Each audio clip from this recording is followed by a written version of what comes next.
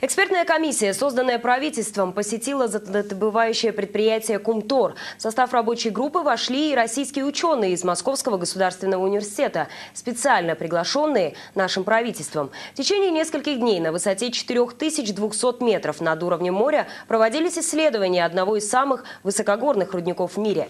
За работой ученых наблюдала и наша съемочная группа. Подробности далее.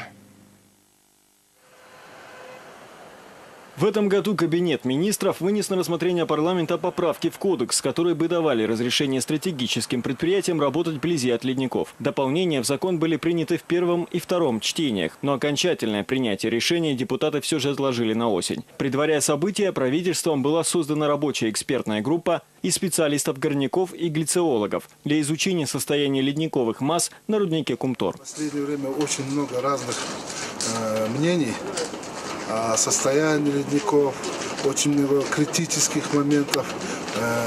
Есть разные мнения среди научных кругов Кыргызстана о состоянии, последствиях и будущем именно ледников и водных ресурсов зоны рудника. Задачей рабочей группы – выяснить истинные причины деградации ледников и дать заключение, как именно добыча золота может влиять на их состояние. В состав комиссии вошли представители всех профильных учреждений, специалисты и ученые самых разных областей – водных ресурсов, глицеологии, гидрометеорологии. В качестве независимых экспертов были приглашены специалисты МГУ, имеющие колоссальный опыт в таких вопросах. Мы приехали для того, чтобы осуществлять глицеологические наблюдения на выбранных ледниках.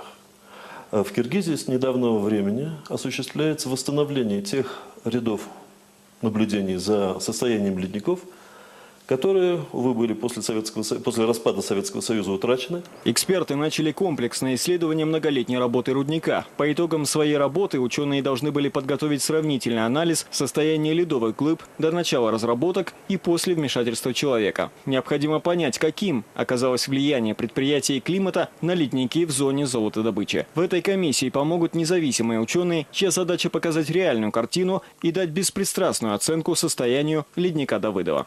Мы имеем неплохой опыт работы с ледниками, и в работе комиссии мы можем какую-то помочь сформулировать ответы на поставленные вопросы от правительства. У нас это выполняется в рамках планового задания, согласно договору с Кумтором, в рамках пятилетнего мониторинга за ледниками.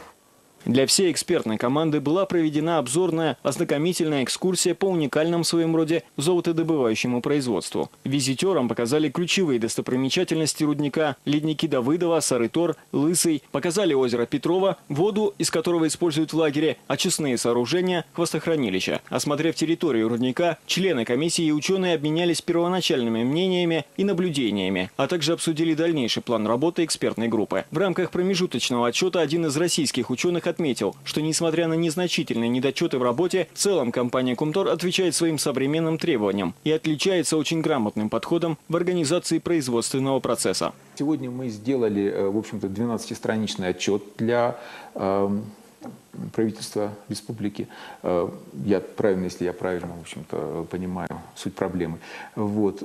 Остались отдельная стилистическая работа. Подправить его, в общем-то, расставить акценты правильно. Первое впечатление уже есть, но говорить о готовых выводах и заключениях пока рано. Исследования не завершились только визитом рабочей комиссии. Ученые задержались на руднике еще на несколько дней и продолжили свою работу. С результатами независимой стороны комиссия ознакомится сразу же, после того, как она полностью завершит свои исследования. Итоговое письменное заключение правительству группа ученых должна будет предоставить в сентябре этого года.